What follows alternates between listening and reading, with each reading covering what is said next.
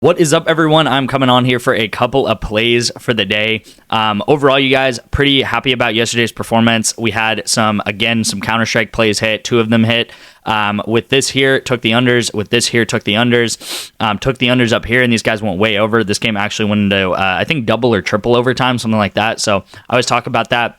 If the game's going to be really long, there's going to be a ton of kills. If the game's short, there's going to be not that many kills. This game right here, actually in the top left, just ended, so we are set up for about like 2 p.m. with this Arsenal and Newcastle game. Took both these guys to go over. On Newcastle, again, soccer is very correlated together, which is what I like to do. If Newcastle has the ball a lot in this game, if they have a lot of possession versus Arsenal, they're going to have a lot of passes back and forth. You can see I bet on a midfielder and a midfielder. So these guys play the same position. They're going to be playing next to each other, right next to each other on the field. So they're going to be passing to each other this whole game, hopefully, and they should both go over their pass attempts. So if one has a lot of pass attempts, the other is also extremely likely to have a lot of pass attempts too, unless something crazy happens, right? This game right here with these 2 Counter-Strike players, this was a very, very quick game. It was like 13-2, and these guys got not many headshots because of it, not many kills because of it. It was also Taco Tuesday yesterday. I put this play out as the YouTube play. We got to wait for Saquon. I mean, I kind of expect the tacos to hit, to be honest with you guys. So we had Donovan Mitchell to go over, and then we had Saquon. So again, I still really like this line. I don't know if it's bumped up or down or anything like that, but still like it. I mean, I'll probably like it up to 125, to be honest with you guys. I think it's like 10 yards too low. And then this was also a taco that I sent out with, I think his name's Zubak. He is a hard to pronounce last name, you guys. And I took over his PRA in the first half. I thought it was a really good play. I think he hit it like 60% of the time. And then also he was facing Jackson Hayes, which is the Anthony Davis replacement. And I thought he was going to be able to do really well.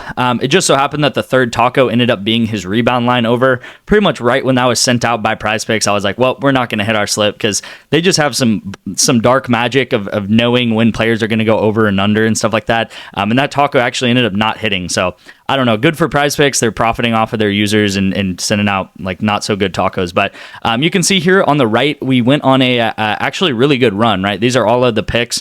And we had a lot of 2-man. So I showed you guys in yesterday's video, I think we had like 2 or 3 2-mans hit. And then today we also had, or yesterday, I guess, we had some 2-mans hit also. So good run of 2-mans right here. And then we're also set up for this Arsenal game. This was also the play on YouTube right here. And we got extremely hooked, you guys. Norman Powell at 23.5 points plus rebounds. He had 12 points in the first quarter. And I think by halftime he had 17 points plus assists, and he ended with 23. So just so frustrating right there. Like, it seems like with the NBA, they're taking players out extremely fast. Like, if they're losing by like 20 points in the fourth quarter, they're just taking all their players out and letting the subs play. So I guess take that into account. Maybe the unders are the thing to do in the NBA this year. It seems like this year more than ever, they're just taking their players out in the fourth quarter, letting like the backups play and stuff like that. So that's what happened. I mean, he got taken out sometime in the fourth quarter. I didn't watch the game, but that's definitely what happened. So if you guys don't know, we do that correlated betting strategy, and we're going to do it more today, right? I have a play for Super Bowl plays with the Eagles, and then I also have more Counter-Strike plays in today's video too. And over the long run, over the course of like 7-8 months, we're up 442 units right here, which is amazingly good, you guys. If you guys can go up, 20, 30 units a month in that time frame, that would still make you a good bettor, right? 90%, 95% of bettors are losing over the long term. But using the correlated betting strategy that I do use, we've been able to profit over a really, really long run here. Again, we went up like another 2 units today. We'll see how that 4-man plays out. But if that does play out well for us, then we'll go up, 8 or 9 units after that hits. So that'll be good to see there. Again, this is the long-term graph. Everything is tracked. Everything is recorded in this graph right here. And you guys can go back, to my prior videos, and you guys will see how this graph has progressed and stuff like that. I also wanted to say that if I don't ever show a slip, let's just say I forget to screenshot it or something like that, and I don't know, like sometimes I'll take things on better, and I just forget to go on my phone, screenshot it, and stuff like that. It is reflected in this graph, okay? So I make sure to plot everything on this graph right here. So maybe I forget a screenshot or something like that. It happens, you guys. I mean, we take like 8 or 9 slips a day. if I do, don't post a loss or something like that, which it happens. It is going to still be reflected on this record right here. So you can see we actually lose a lot more than we win. And it's because I take a lot of 4-mans. So these are parlays. So when you win, you either win 3x or you win 6x or you win 10x, right? Sometimes even 25x. So you're going to win a lot more than lose over the long term by taking picks on PrizePicks because they're parlays, right? So yeah, if you guys want more of my VIP picks, if you like that, if you like correlation, if you like that I track everything and I'm just very transparent. Again, I founded this channel because I wanted to be extremely transparent with you guys. I was just like you in your situation, looking for plays on YouTube and on Twitter, which I think is a great way to find plays. But really what I didn't like is that a lot of people out there were just not transparent at all. They would give out plays, they would lose a lot. Sometimes they'd win, sometimes they'd lose, but they would never track anything. They'd never track anything. They would never be transparent with their audience. And that's really what I try to do here. So if you guys want to join my VIP, you can actually get in for free for 2 months. All you guys have to do is text me the word picks right here to my number right here on the screen, and I'll get you guys 2 free months of the VIP. All you're really going to have to do is sign up for Vivid Picks using my link and my code right here, which is detective with no caps, and then put $5 into this app. Once you do that, send me a screenshot of proof that you did that, and I'll get you guys into the VIP really, really easily. It should take you guys like 5 minutes. So again, all you have to do is text me the word picks right here to my number, and I'll get you guys in for 2 free months of the VIP. And you'll get all the Super Bowl plays. You'll also get off-season plays, esports plays, soccer plays, which we've been crushing recently. And yeah, so let's get into today's play then. I really like this play. I mean, I feel like I say that a lot, but I really do like this play. Let's start up with the Counter-Strike play up here. First and foremost, I showed you guys all the Counter-Strike plays that go green, green, or red, red together. That's the same thing, right? We're not gonna change anything. That is how Counter-Strike works. If it's a short game, less kills are gonna happen. If it's a long game, more kills are gonna happen. So first and foremost, why do I like this play? Why am I taking the unders? So first of all, Nouns is a much better team than Mythic. Mythic is like 180th in the world, and Nouns is like top 50. Okay, so Nouns should be able to absolutely destroy Mythic. They should be able to win this game really easily. You never know what's going to happen though in Counter-Strike. I mean, these are still teams, these are still players. Underdogs can win and stuff like that. But over the long term, Nouns should win this game. 7 out of 10 games, or 8 out of 10 games, right? So Nouns the better team, and it should be a quick game. Okay. First of all, second of all, this Hisa line is way too high, way too high.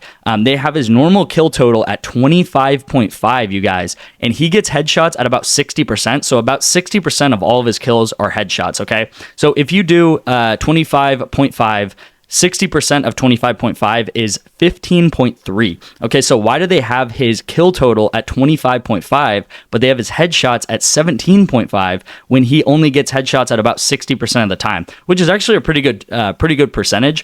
But still, if you do 60% of 25.5, that's about 15.3, 15.5, right? So this is about 2 headshots too high, okay? And again, this is the type of research that you got to do. This is why I like esports, betting on esports. 1, it's very correlated, so we're getting a full 9x for this. And 2, you can find these crazy discrepancies on some of these games. You'll never find a discrepancy like that on like LeBron or Anthony Davis or anyone like that, any big name, NBA player, NFL player, because there's just too much money in those lines, and they know how to set those lines extremely well, okay? But getting 2 headshots off, even 2.5, I would say, is insane. So I would take this honestly down to like 16.5. If this bumps down to 16.5, I wouldn't be surprised. I would still take it, you guys. So taking that on Counter-Strike, again, we're hoping for a shorter game. If a short game happens, both of these things should go under, right? As you just saw on all these green slips, right? Take the unders, if it's a short game, the unders will hit. If it's a longer game, if it's like goes to overtime, stuff like that, like this lost entry does, there should be a ton of kills because it goes into overtime, and there's just going to be more kills for everyone. So again, hoping for a shorter game. That's very correlated. And then down here, Jalen Hurts and Dallas Goedert. There is a lot of value in the Super Bowl this year. Honestly, like looking at these plays, I might try to send out a play every single day on the YouTube. I'll see how it goes, but I'm finding a lot of really good lines. I just think that they have these Eagles passing these Eagles passing totals like way too high. I don't know why they think Jalen Hurts is going to be passing this game so much. I really do not think he has. They haven't done it all year. They did it versus the Commanders, which is the last game, but I honestly think that was a fluke, and he only got like 20 or 21 pass completions in that game, and he had a really good game that game, you guys. So I'm taking Jalen Hurts under 18.5 pass completions, and then I'm taking Dallas Goedert under 6.5 receiving targets. So Dallas Goedert has only hit this in 3 of the 13 games he played this year, okay? So 3 out of the 13 games he has not hit this. Last 4 out of the 5 games he has not hit this. The only time he's hit this in the past 5 games is versus the Commanders, which is the game that they just played. A lot of times he gets, maybe 5 receiving targets, maybe 6, but getting that 7th one is going to be a lot, okay? And this is very correlated, right? Just like I talked about with Counter-Strike, this is very, very correlated together. The less that Jalen Hurts is throwing the ball, the more likely that Dallas Goedert is also not going to be receiving the ball or getting targets, right? So we're hoping for the Eagles to not throw the ball very much, right? These are very correlated together, right?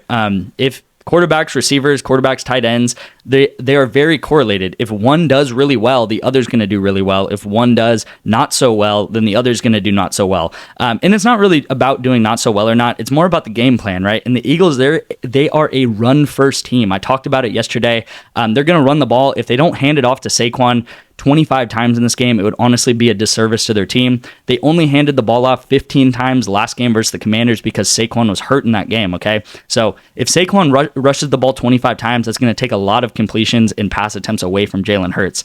So you can also take Dallas Goedert under receptions. The reason why I took his under targets is because this bumps up to a 9x instead of an 8.5x. So I'm always going to try to get that higher payout. And then you could also take Jalen Hurts under pass attempts. The reason why I'm taking pass completions is because there is a world where Jalen Hurts has to do a 2-minute drill. What happened in those 2-minute drills? Spiked balls, right? They'll run up, they'll spike the ball. That's going to count as a pass attempt, but that will obviously not count as a pass completion.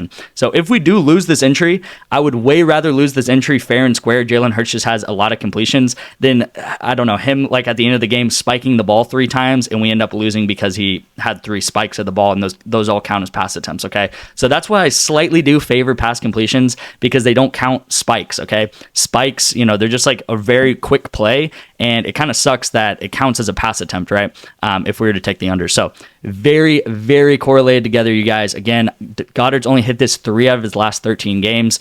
Jalen Hurts, I don't know how many games he's hit this, but they do not pass the ball if they don't have to, okay? I think the Eagles, they have a good chance of being ahead in this game. I do ultimately think the Chiefs are going to win, but when are all the times we see the Chiefs win? It's because they come back in the 4th quarter, they get some sort of call, Patrick Mahomes does something crazy, they kick a field goal in the last second, or they score a touchdown in the last second, right? That doesn't mean the Chiefs don't necessarily win because they're leading this whole game. And I always talk about this. If a team is leading the game, they're going to run more. If a team is behind in the game, they're going to pass more, right? That's going to be true 30 years from now. That's true today. That's true in the Super Bowl. That's true 30 years ago. It's football, right? The more you're ahead, the more you're going to run. The less you're ahead, the more you're going to throw, okay? So very correlated, very correlated. Hopefully we can set this one up for the Super Bowl. That would be fun to, root for this to go under, and then obviously root for Saquon to go over too if you guys tailed yesterday's play. So again, if you guys want to get more of my VIP picks, just text me the word picks right here to my number on the screen. I'll have more Super Bowl plays for you guys, have more plays in soccer, Counter-Strike, League of Legends, all that type of stuff. So thank you guys so much for watching, and I'll see you in tomorrow's video.